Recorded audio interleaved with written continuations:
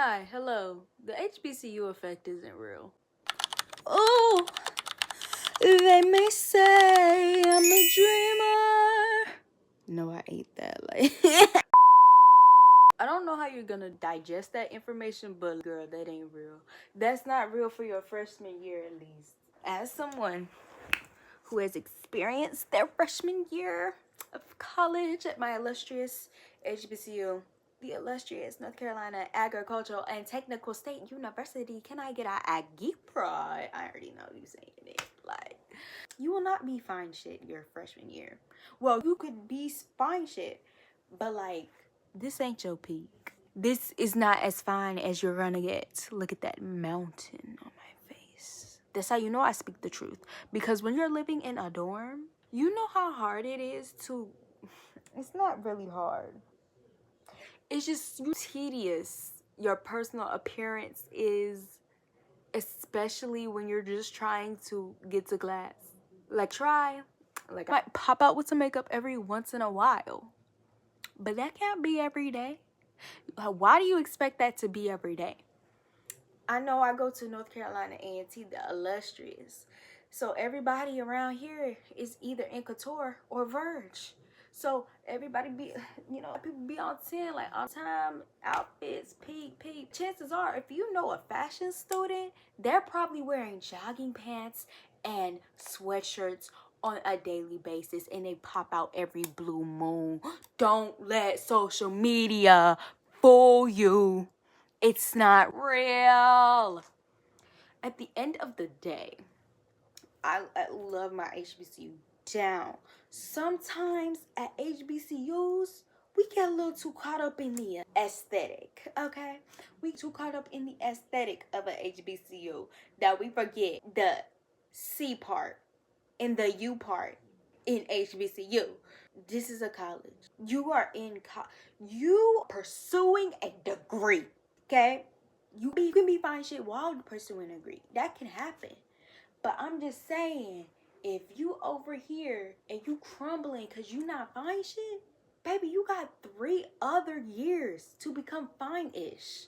I've been cussing this whole time. I apologize. Part of my brand. But nonetheless, you have 3 other years to do that. And then also think of this, okay? I'm first start spitting. Whoa, I do a spin before I get deep into it. What?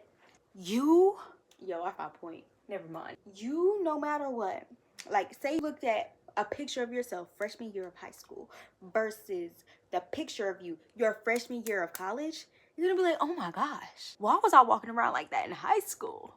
Ignore the pictures behind me, obviously. I did not peak in high school. Anyway, you're like, oh, dang, man, why not? Nobody told me I look like that. And then you gonna go to college, to your historically black university, and you're gonna be like, what, fine. And you're gonna be like, yeah, I'm not fine. And then, 3 years, you're gonna hit your sophomore year, then you're gonna hit your year, then your senior year, and then somebody's gonna put up a picture. I was like, oh, I remember back in the day. And then y'all gonna look at the picture and you're gonna be like, who the F is this? Who is this? Who gosh dang white baby is that? You be like that. And you gonna be like, y'all just let me walk around like that? And it was like, sister, I'm conflated myself, because why do I look like that? Because you gotta realize the HBCU effect can go effective immediately, or it could be a delayed process because you haven't fully evolved. Baby, think about it. Life is like a TV show, right? You're in season 1. You watch season 1 of Abbott Elementary. Janine's wigs were fried. Fried, laid to the side. Fried and laid to the side. Her wigs were awful. I looked at those wigs and I said, baby, she didn't even get that off AliExpress nor Amazon. She went straight out the beauty supply and went to the back and got the crunchiest one she could find. Y'all, Janine's wigs were so bad in season 1 of Abbott Elementary. It's not even funny. Because, I look at her in season, what was going on? Season 6? In season 6, and she just looks amazing. The wig is eating. But then you look back to season 1, and it looks crunched. And it's crazy because when we were while one was releasing, we don't say Janine had the best wigs, but we were like, okay, this okay, because that's what we're used to. But slowly over time, the standards start going higher. I'm in here tweaking because I have to unpack all of these clothes by myself. Well, I don't. Never mind. I'm kind of lying a little bit. Also, let's talk about dorms real quick and how this contributes to you not yet hitting your HBCU glow up. Okay? Y'all, you gotta be so for real. These buildings are old, and that's okay. Okay.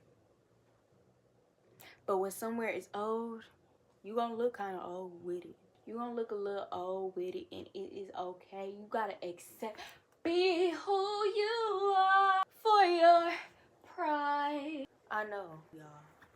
Just blessed you with some amazing vocals, because you gotta accept that you gonna be chopped most of the time. But when you do pop out, you gonna pop out and show out.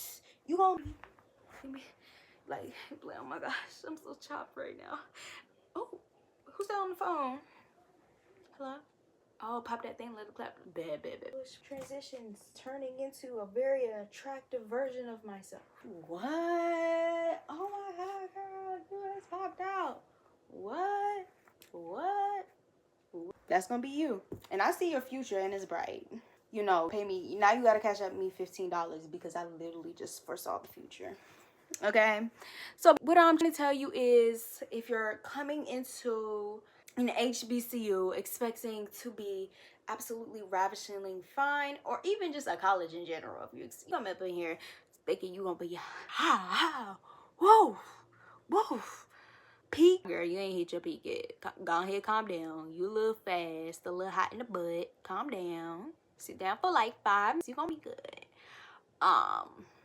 Yeah, the HBCU effect ain't everything it's cracked up to be. You're probably not gonna get the full effect until you graduate from your HBCU for real.